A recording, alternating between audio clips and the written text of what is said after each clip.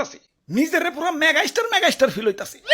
সাকিব খান রে ফোন দিয়ে ক বরবাদ টুতে যেন আমারে রাখে। আরে হুজুর খবর কিছু রাখেন, বরবাদ টুতে আপনারা রাখবো, নিশ্চয় রাখবো।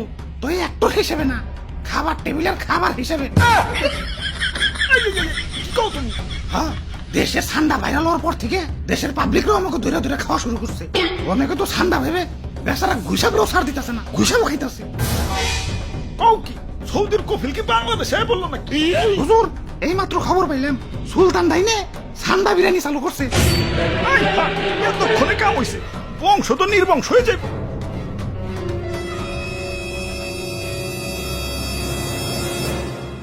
না অনেক হয়েছে, আর না, এর একটা ভিত করুনি লাগবো। মন্ত্রী আমার সৈন্যদের প্রস্তুত করো, যা যা আছে সব কিছু নিয়ে এয়ারপোর্টে হাজির হও, দেশ ছেড়ে পলাই তুইব।